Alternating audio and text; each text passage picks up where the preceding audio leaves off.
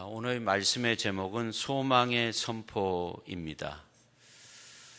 지난 주일에 저희 집안 카톡에 이런 소식이 떴습니다. 긴급 알림, 앞집 무당이 작두타다 오른쪽 발을 베어 목발 짚고 다닙니다. 상당히 심각해서 다리를 전혀 짚지 못합니다.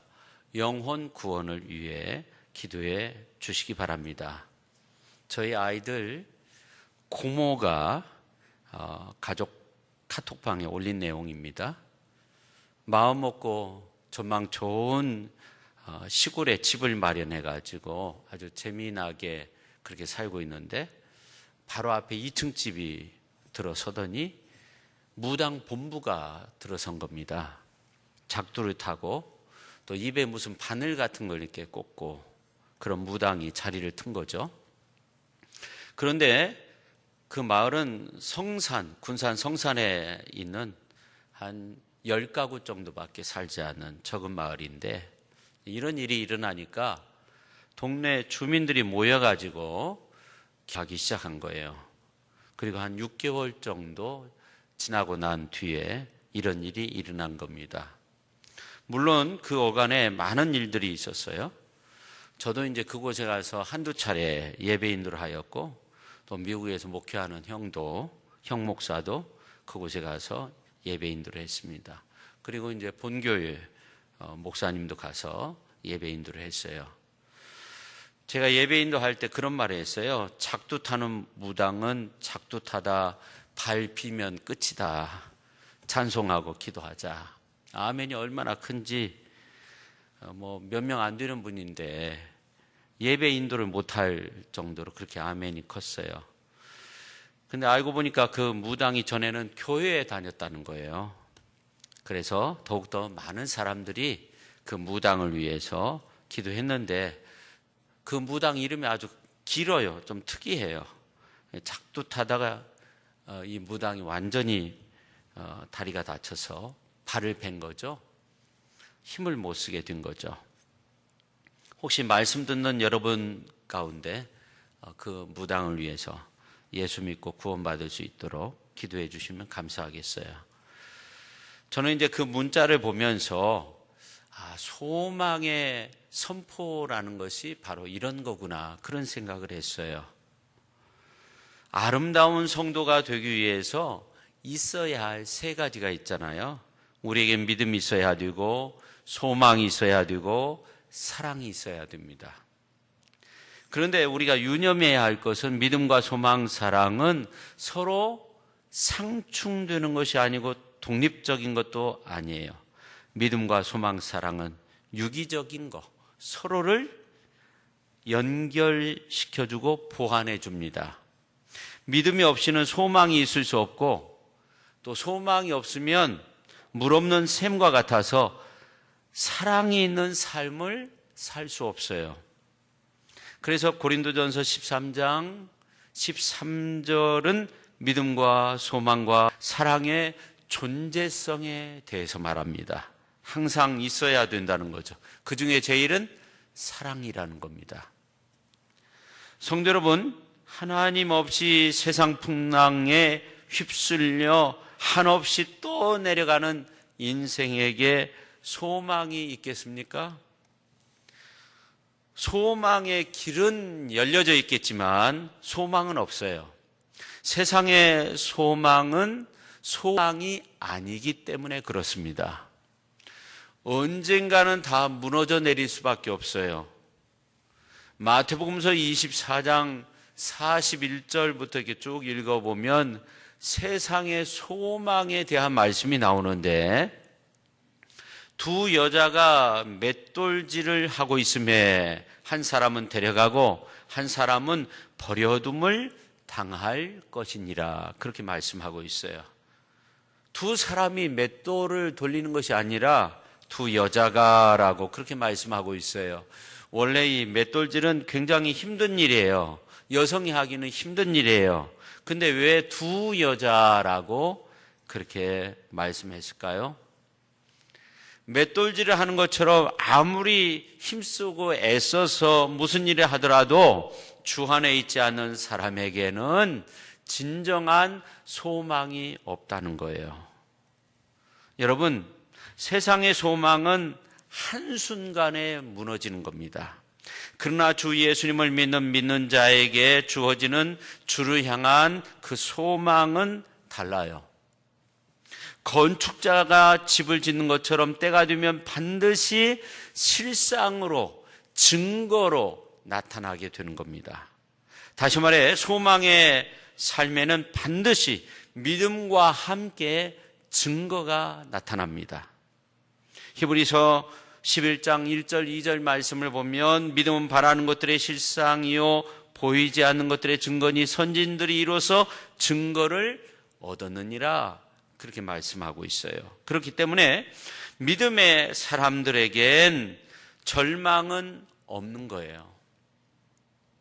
사도 바울 로마서 8장 24절에서 말했습니다. 우리가 소망으로 구원을 얻었음에 보이는 소망이 아니니 보는 것을 누가 바라리요? 그렇게 말씀하고 있어요. 이 말씀대로 성도의 소망은 근본이 다릅니다. 세상은 보이는 것이 소망의 주체이지만 성도의 소망은 주체가 보이지 아니하시는 하나님이십니다. 그러므로 어떤 상황이 와도 성도는 우겨쌈을 당할 수가 없어요. 항상 소망 중에 즐거워할 수 있습니다. 성도 여러분, 요나서에 나오는 니느웨 성의 대각성 운동이 있기까지 하나님은 여러 가지 모습으로 이끄셨어요. 말을 듣지 않는 요나를 위해 풍랑을 준비하셨죠. 아주 큰 풍랑을 준비하셨죠. 그 다음에 더 나아가 큰 풍랑 속에서 요나가 제비 뽑히게 만드셨죠. 요나가 바다에 던져졌을 때 하나님이 요나를 위해서 큰 물고기를 예비해 놓으셨어요. 요나는 수올과 같은 큰 물고기 뱃속에서 기적같이 살아남아 간절히 소망의 기도를 드립니다. 그 기도는 고통 중에 부르짖는 소망의 기도였습니다. 요나는 고통 중에 기도하면서 오로지 주님만을 외치며 죄의 뿌리까지 내려놓는 기도를 드립니다. 그러면서 특별히 영적 회복을 위해서 기도하죠. 그리하여 요나는 큰 물고기가 3일 만에 토해내어 죽음의 문턱에서 살아났고 하나님의 말씀이 다시금 임하여 그 길로 일어나 니느웨 성에 들어가 사흘길 되는 곳을 하루길만을 다니면서 40일이 지나면 이 니느웨 성은 무너지리라 경고의 메시지를 선포합니다. 그런데 이 경고의 메시지는 니느웨 성을 향한 심판을 40일 남겨둔 시점에서 선포된 마지막 경고의 메시지로 그야말로 소망의 선포이죠. 한번 생각해 보세요. 요나는 3일 3야를 스올과 같은 물고기 뱃속에서 기도하면서 소망은 오직 하나, 하나님뿐이었어요. 요나는 알았습니다. 구원자이신 여호와를 따르는 길이 그의 유일한 소망이라는 것을 알았습니다. 여호와를 따르는 길이 우리 모두의 소망인 것이죠. 정말 크고 놀라운 소망은 여호와 하나님께 있어요. 하나님은 구원의 하나님이십니다. 그런데 인간을 향한 구원이 또 하나님의 소망이에요. 그래서 하나님의 하나밖에 없는 독생자 예수님을 우리에게 보내주신 것은 하나님이 우리 인간을 구원하시기 위한 소망의 발로에서 시작된 거죠. 오늘 본문 말씀 요나서 3장 1절은 여호와의 말씀이 두 번째로 요나에게 임하니라 이르시되 이렇게 시작합니다. 그리고 요나서 3장 맨 끝절 10절 하반절에 있는 말씀을 보면 하나님이 뜻을 돌이키사 그들에게 내리리라고 말씀하신 재앙을 내리지 아니하시니라 그렇게 말씀하고 있어요. 그런데 이런 과정 속에서 우리가 살펴보아야 할 중요한 세 가지의 소망의 선포가 있습니다. 첫째, 소망의 선포에는 하나님의 말씀의 임함과 그에 따른 대각성의 대부흥의 역사가 있었다는 겁니다.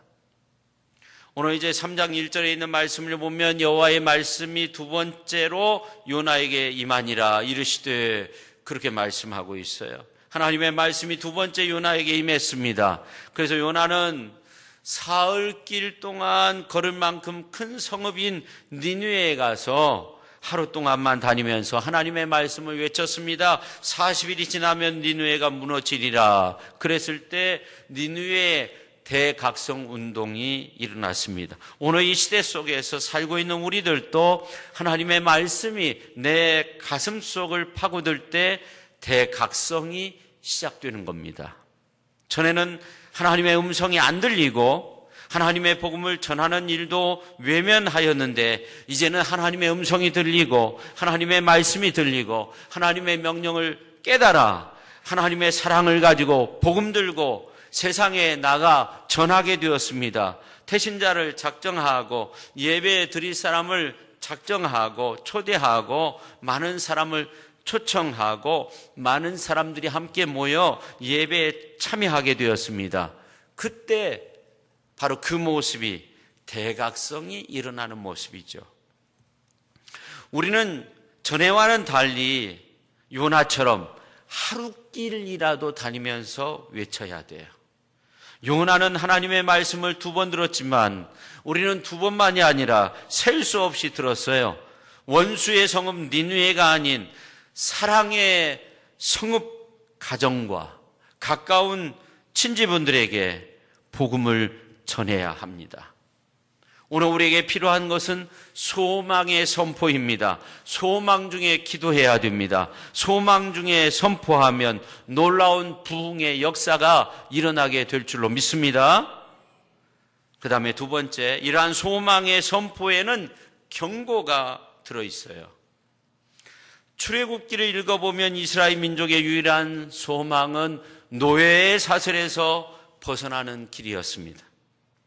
출애굽기 1장에 보면 이스라엘 백성들이 애굽에서 노예로 있을 때 아들을 낳으면 그냥 나일강에 던져야 했습니다. 왜냐하면 피지배 계급인 이스라엘 민족 백성들이 지배 계급인 애굽 사람들에 비해서 너무나 번창해 있었어요. 그래서 만약 산에 아기를 낳아서 몰래 키우다가 들키면 다 죽는 그런 판국이었습니다. 그래서 이스라엘 백성들은 하나님 앞에 울부짖었습니다. 근데 신기한 것은 하나님의 백성이 울부짖는데도 하나님은 급하지 않으셨어요. 출애굽기 2장으로 넘어가서 보시면 그때서야 영도자 모세를 태어나게 하시고 목욕하러 나일강에 나온 애굽 바로의 공주에 의해 나일 강물에서 모세가 건져냄을 받은 후에도 40년을 기다렸어요. 그러다가 모세가 또 실수해가지고 광야로 도망쳐서 또 40년을 내게 하고 그 후에 호렙산 떨기나무 불꽃 가운데서 부르셨어요. 모세야, 모세야 부르셨어요. 이것은 하나님의 백성들을 무시하거나 하나님의 백성들의 울부짖음을 외면하신 것이 아닙니다. 하나님께서 이스라엘 백성들을 연단하신 거예요. 성도 여러분, 우리가 히브리서 11장에 있는 말씀을 보면 모세를 비롯한 세상이 감당할 수 없는 믿음의 사람들의 모습을 보게 됩니다. 그렇게 훌륭한 믿음의 사람이 되기까지 그들은 많은 연단을 받았음에 틀림없어요. 왜냐하면 히브리서 11장에 나온 사람들의 모습을 보면 전부 다 무시무시한 연단의 과정을 거쳤어요. 그러면서 살아계신 하나님을 경험했습니다. 어떻게 보면 하나님이 믿음의 사람들을 굳건하게 세우시는데 사용하는 최고의 무기가 바로 연단입니다. 하나님은 연단받지 않은 사람을 사용하지 않으세요. 연단받지 않는 민족을 구원하지 않으십니다. 그러니 이러한 연단도 여러 종류가 있습니다. 참는 연단도 있고, 그 다음에 자녀를 통한 연단도 있고, 물질을 통한 연단도 있고, 남편을 통한 연단도 있고, 호세아와 같이 아내를 통한 연단도 있고, 다윗처럼 사울을 통한 연단도 있고, 또 어떤 실수이라는 것을 통한 연단도 있어요. 근데 모세의 연단의 모습을 보면 좀 특이하죠.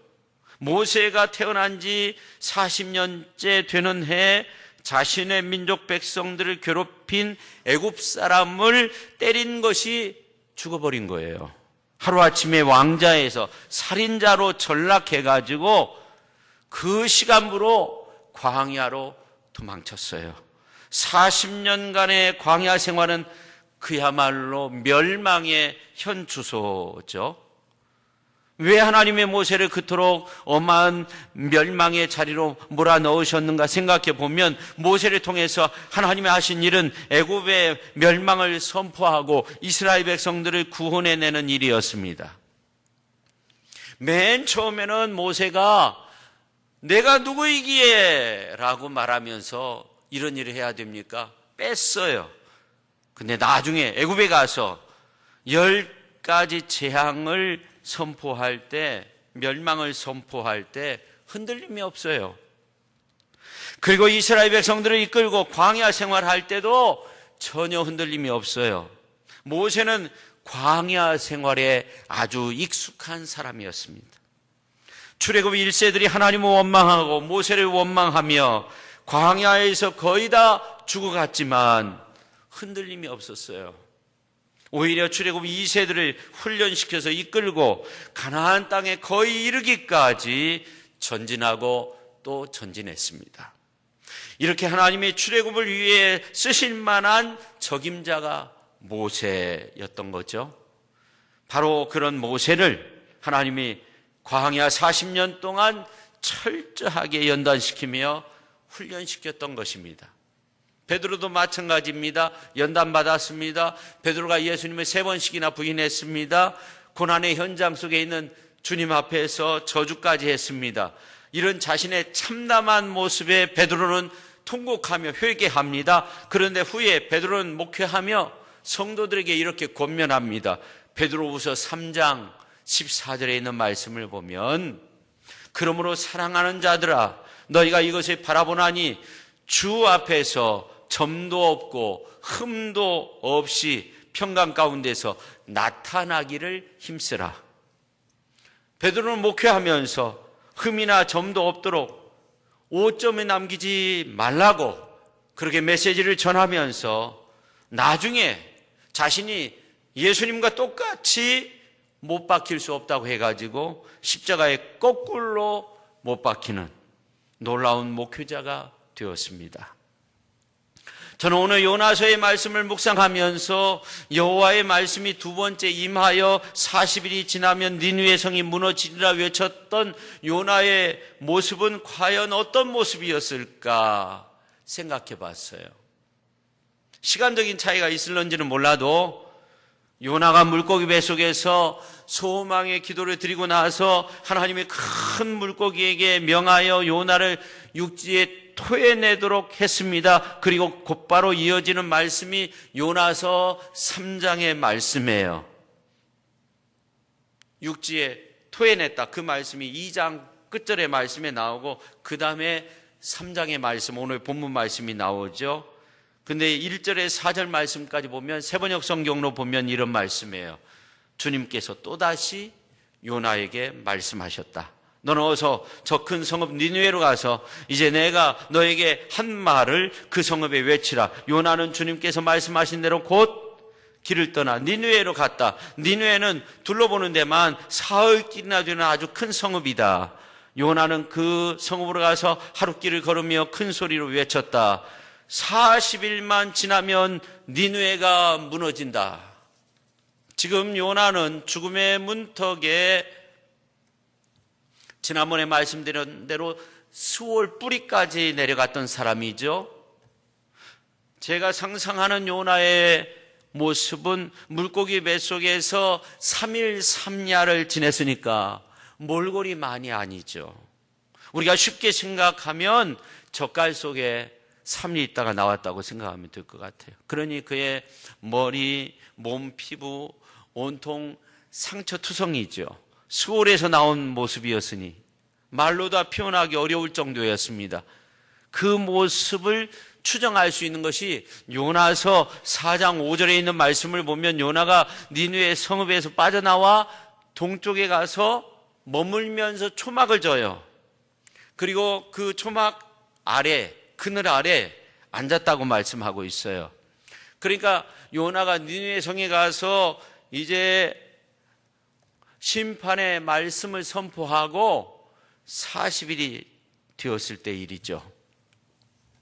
이제 하나님의 심판이 니느웨 성에 내릴 시간입니다. 요나가 초막을 짓고 그늘 아래에 앉았으니까 햇빛을 이미 피하고 있는 거예요. 초막을 짓고 그 속에 있었어요.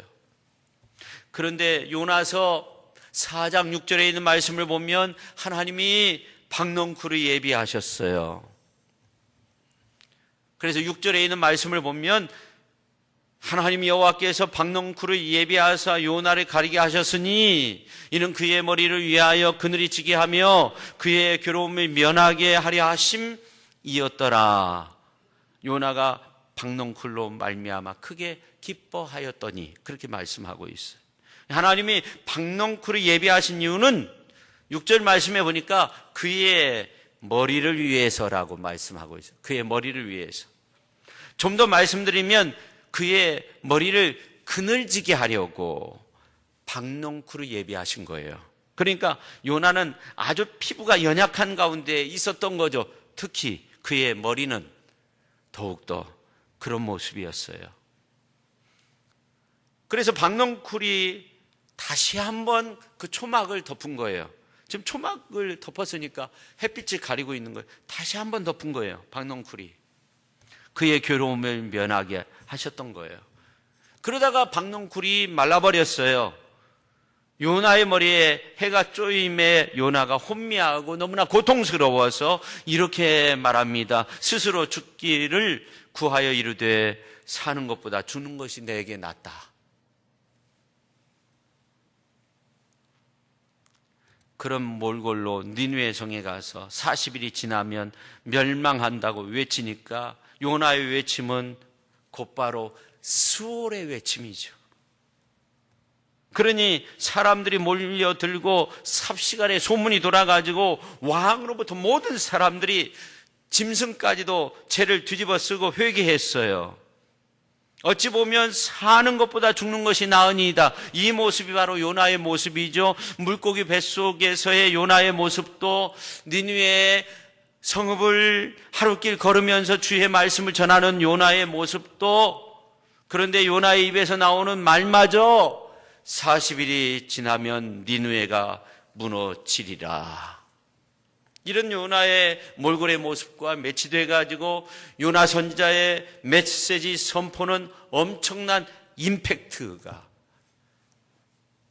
니느웨 성 사람들에게 주어졌던 거죠. 온 니느웨 성 사람들이 하나님의 말씀을 받아들이고 금식과 회개를 선포합니다. 왕이 제위에 앉아 회개하며 조서를 내려 회개케 하는데 심지어 사람은 물론하고 짐승까지도 굵은 배를 입도록 했어요. 8절 말씀 보면 사람이든지 짐승이든지 다 굵은 배옷을 입을 것이요, 그렇게 말씀하고 있어요. 니느웨 성을 향한 요나의 멸망의 선포가 소망으로 나타나게 된 거예요. 결국 구원받은 자들에게는 멸망이 아닌 거예요. 구원받은 자들에게는요, 심판이 아닌 거예요. 고난이 고난으로 끝나는 것이 아닙니다. 모두 다 구원입니다. 욥의 고난도 정금 같은 믿음을 만드는데 그 목적이 있는 것이 아니라 욥과 같은 의인도 고난받을 수 있다는 것을 알려주는 거예요. 그래서 하나님은 수없이 많은 의인들이 고난의 현장에서 욥을 보면서 일어나도록 만든 거예요. 만약 하나님은 우리의 믿음을 정금 같게 하기 위해서 우리를 고난의 용광로로 지나게 하신다면 누가 신앙의 길을 걷겠어요? 욥의 고난은 욥처럼 의로운 사람도 고난받을 수 있다는 거예요. 다시 말해서 믿는 자는 고난이 고난으로 끝나는 것이 아니에요. 무슨 정금 같은 믿음을 얻도록 하기 위해서 그런 것이 아니에요. 욥기서 42장에 있는 말씀을 볼 때 욥의 고난은 헛된 고난이 아니라 하나님이 아시는 고난이었고 하나님이 위로해 주시고 갚아주시려는 고난, 그런 고난이었어요. 그러니까 고난이 내 믿음을 정금 같게만 만들기 위해서라고 그렇게 생각할 필요는 없는 거예요.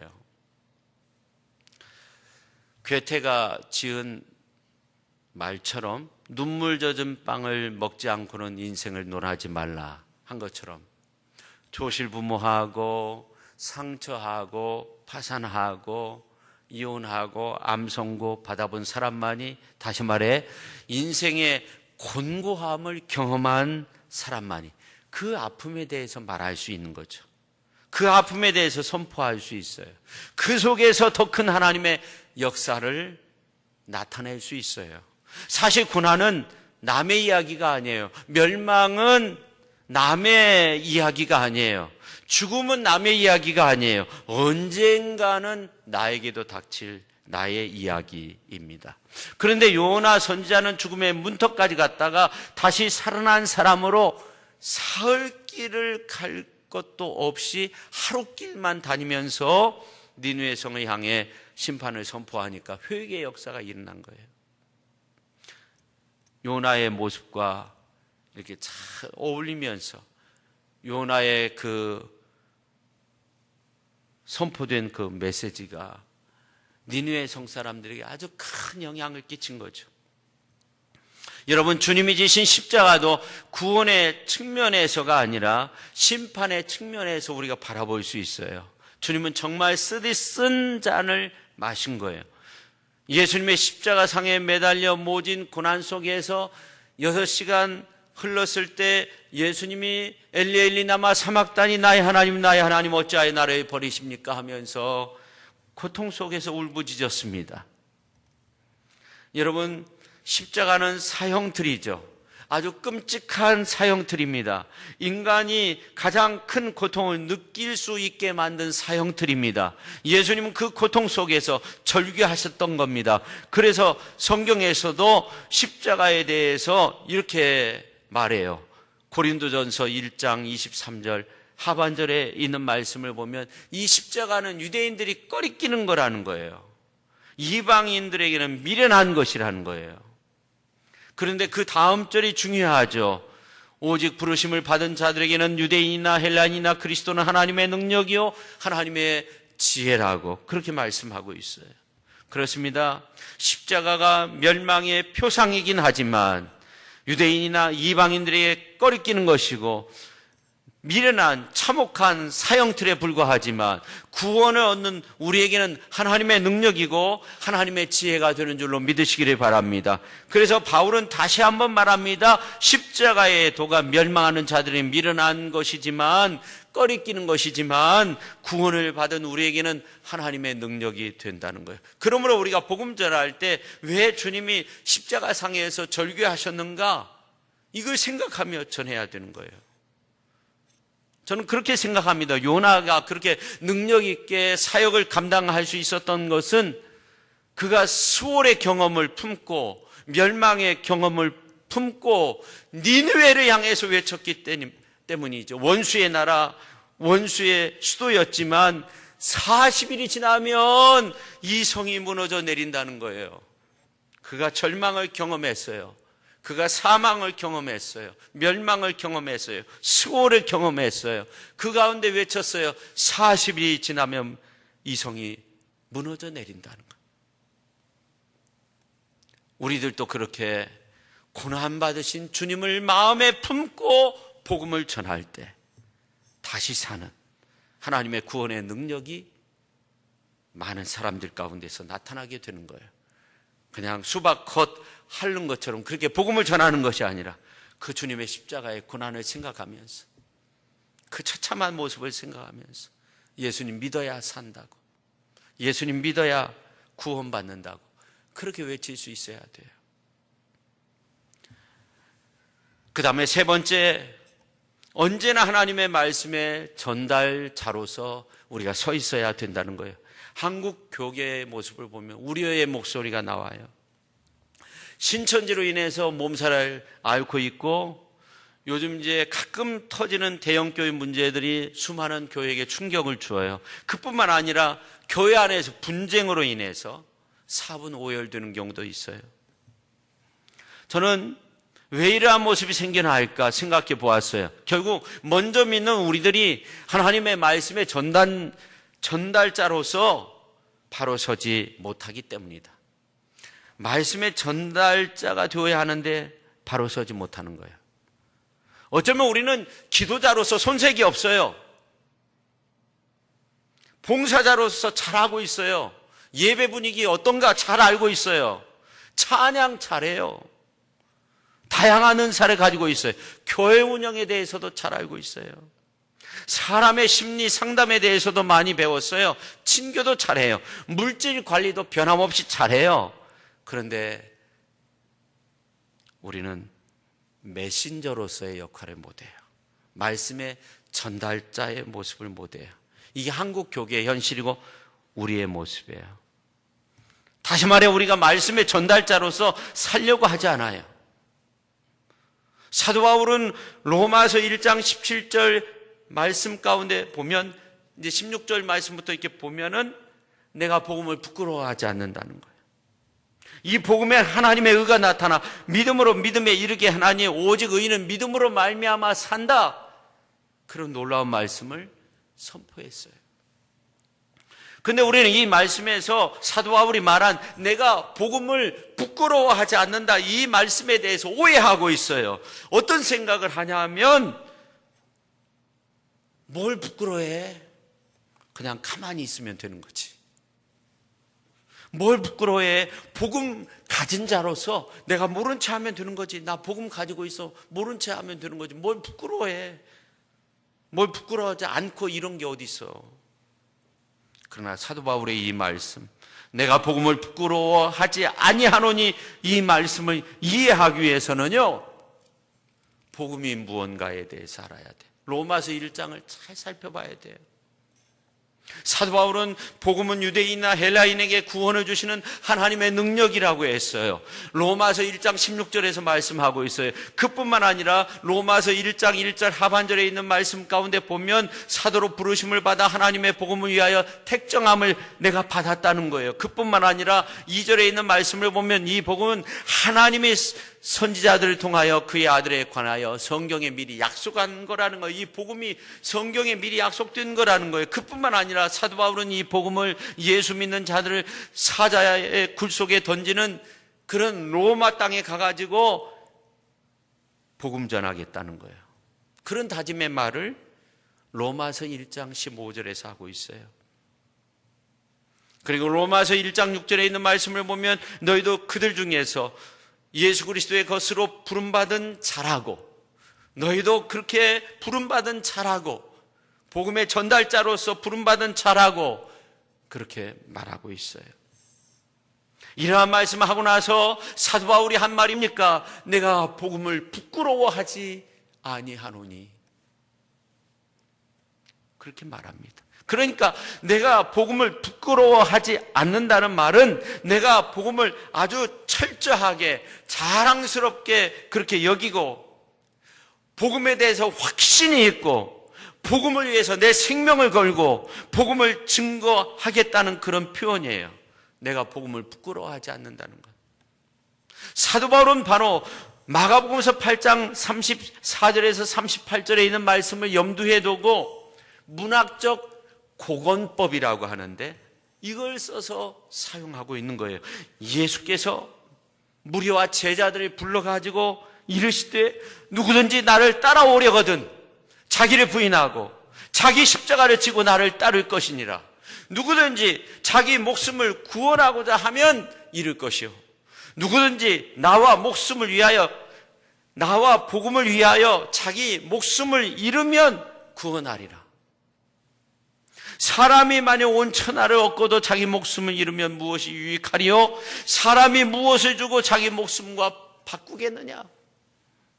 누구든지 나와 복음을 위하여 자기의 목숨을 잃으면 구원한다는 거예요. 오늘 요나서 3장 2절에 나온 선포하라는 말씀은 철저하게 하나님의 말씀대로 전하라, 이것을 촉구받은 말씀이에요. 오늘 이제 2절 말씀을 공동 번역 성경으로 보면 이런 말씀이에요. 어서 저 큰 도시 니느웨로 가. 내가 일러준 말을 그대로 전하여라. 이런 말이에요. 결국 하나님이 요나에게 요구하신 것은 내가 죽음의 골짜기에서 기도를 드렸는데, 스올의 뱃속에서 기도를 드렸는데, 물고기 뱃속에서 기도를 드렸는데, 이제는 다시 살리신 생명의 주님 앞에서 진실된 말씀의 전달자가 되라, 이 말이에요. 오늘 우리도 마찬가지죠. 너는 가감할 필요가 없다는 거예요. 이제 너는 내 것이니까 내 말만 전하라. 말씀의 전달자가 되라. 지금 내 모습 그대로가 말씀의 전달자로서 합당한가 한번 판단해 봐라 하는 겁니다. 우리에게 너무나 군더더기 많아요. 복음의 전달자, 복음의 메신저, 그냥 전부 다 복음이면 되는데 복음의 아닌 것으로 채워져 있어서, 포장되어 있어서 그것이 헤어지거나 낡아지면 아무것도 할 수 없는 무능력한 그런 메신저가 되었어요. 결국 힘을 잃어버렸어요. 그런데 요나는 다행히 첫 번째 모습과는 다른 메신저가 됐어요. 이제 다른 모습으로 주의 말씀을 전합니다. 하루길을 다니며 주의 말씀을 외칩니다. 개역 성경으로 오늘 4절 말씀을 보면 재미있는 부분을 발견하게 돼요. 오늘 4절 말씀을 개역 성경으로 보면 요나가 그 성에 들어가며 곧 하루길을 행하며 외쳐 가로되 40일이 지나면 니느웨가 무너지리라. 자, 요나가 그 성에 들어가며 하루길을 행하며 들어가자마자 그 몰골로 외쳤어요. 40일이 지나면 니느웨가 무너지겠다. 이 말씀에는 구원의 메시지가 하나도 없어요. 무너진다는 거예요. 그 수고를 느꼈던, 그 절망, 멸망을 느꼈던 이 요나가 무너져 내린다는 거예요. 그런데 신기한 것은 니느웨 사람들이 구원의 방법을 알았어요. 5절 말씀을 보면 굵은 베옷을 입고 하나님을 믿고 금식하고, 6절에 보면 이 소문을 들은 왕도 구원의 방법을 정확히 알았어요. 니느웨가 사흘길인데 하루길 만에 대각성운동이 일어난 거예요. 근데 놀라운 것은 사실 요나도 이런 놀라운 구원의 역사가 일어날 것을 미리 알았어요. 그래서 4장 2절 하반절에 있는 말씀 가운데 보면은 그러므로 내가 빨리 다시스로 도망하여 싸우니 주께서는 은혜로우시며 자비로우시며 노하기를 더디하시며 인애가 크시사 뜻을 돌이켜 재앙을 내리지 아니하시는 하나님이신 줄을 내가 알았음이니이다. 하나님은 그런 분이세요. 노하기를 더디하시고 인애가 크시고, 그런 하나님을 전하면서, 그런 하나님을 의지하면서 살아가실 수 있기를 예수님의 이름으로 축원합니다. 예수님이 이 땅에 오셨을 때 예수님이 일일이 사람들을 찾아다닌 게 아닙니다. 사람들이 소문을 듣고 몰려들었어요. 그때 예수님이 선포하신 것이 무엇입니까? 너 병만 치유 안 받고 가라, 그렇게 말씀하셨습니까? 중풍병자에게 말씀하실 때 내 죄사함을 받았다, 구원의 메시지를 전했어요. 12의 혈중 앓던 여인이 몰래 예수님의 옷자락을 만져가지고 나음을 받았을 때도 빨리 가라, 그렇게 말하지 않았어요. 따라 내 믿음이 너를 구원했다. 계속적으로 그렇게 말씀해요. 삭개오, 사람들에게 지탄받는 삭개오를 향해서 오늘 구원이 이 집에 이르렀으니 이 사람도 아브라함의 자손임이로다. 그렇게 말씀했어요. 예수님은 구원의 선포자, 예수님 자신이 구원자이셨어요. 그런 구원자 예수님 안에서 우리는 말씀을 전하는 자로서 살아야 돼요. 할렐루야. 아멘도 안 하시네요. 할렐루야. 그래도 안 하시네요. 오늘 말씀을 마치려고 합니다. 오늘 이제 1절에 보면 여호와의 말씀이 두 번째 요나에게 임하니라 그렇게 말씀하고 있어요. 자, 요나서 1장 1절에 보면 여호와의 말씀이 아미떼의 아들 요나에게 임하니라 그렇게 나와요. 그러니까 아미떼의 아들 대신 두 번째로 요나에게 임했다고 그렇게 바뀌어진 거예요. 3장에서. 근데 두 번째라는 말이 세컨드라는 그런 말의 의미도 있지만 이게 쉬니트라는 말인데 다시 한 번이라는 말이에요. 다시 한 번 요나에게 기회가 온 거예요. 여러분, 아브라함은요, 말씀이 떨어지자마자 내가 지시할 땅으로 가라 했을 때 갈 바를 알지 못하면서도 갔어요. 첫 번째 사람이었어요. 마리아도 천사 가브리엘이 나타나가지고 수태고지를 말했을 때 주의 말씀이 저에게 그대로 이루어지리다. 순종했어요. 첫 번째 사람이었어요. 예수님의 제자 베드로는 세 번째 사람이었어요. 예수님을 세 번이나 부인했어요. 고넬료 가정에 가기 전에 환상 중에 이것을 받아먹어라, 부정한 음식들을 받아먹어라 세 번이나. 사도행전 10장에 보면 세 번째까지 말씀했다는 그 말씀이 나와요. 세 번째 사람이에요. 요한복음서 21장에 있는 말씀을 보면 진정한 사랑의 고백을 할 때까지 예수님은 베드로에게 세 번이나 물으셨어요. 요한의 아들 시몬아, 네가 나를 사랑하느냐? 세 번 물으셨어요. 대기만성이라고. 그 후 베드로는 흔들리지 않았어요. 근데 가룟 유다는요, 외면의 사람이었어요. 예수님이 너희 중에 오늘 나와 함께 이 떡그릇에 손을 넣는 사람이 나를 팔 것이다. 그러니까 떡그릇에 손을 넣었어요. 내니까 하면서 넣었어요. 그리고 나가서 예수님을 잡기 위해 병사들을 데리고 예수님이 기도하시는 그 장소까지 와가지고 그 머무시는 장소까지 와서 예수님을 체포해 갔어요. 그런데 예수님은 먼저의 사람이에요. 먼저 앞장서서 십자가를 지셨고 먼저 구원을 선포했어요. 먼저 다 이루었다 말씀하면서 새 생명 영원한 구원을 주셨어요. 먼저 다 이루었다는 거예요. 여러분은 어떤 사람이 되길 원합니까? 오늘 요나처럼 여호와의 말씀이 또다시 요나에게 임하니라. 투썸투익 주님은 또다시 이웃을 초대하고 가족을 초대하라고 우리에게 명령하십니다. 이제 여러분은 이러한 부르심 앞에 순종하며 행하겠습니까? 아니면 어떻게 하겠습니까? 이번만큼은 행하겠습니다. 순종하며 전하십시오. 사랑하며 전하십시오. 감사하며 전하십시오. 부디 사흘 길은 아니더라도 하루 길만이라도 그렇게 전할 수 있는 선지자 요나처럼 내 모습이 몰골이라도 그렇게 생각되지만 이제 일어나 소망의 선포자로 그렇게 살아가는 위대한 믿음의 성도님들이 다 되실 수 있기를 예수님의 이름으로 축원합니다. 우리 모두 함께 구원의 놀라운 역사를 만들어갈 수 있기를 바랍니다. 기도하겠습니다. 하나님 아버지,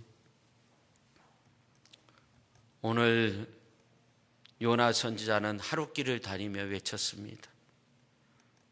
우리의 모습 속에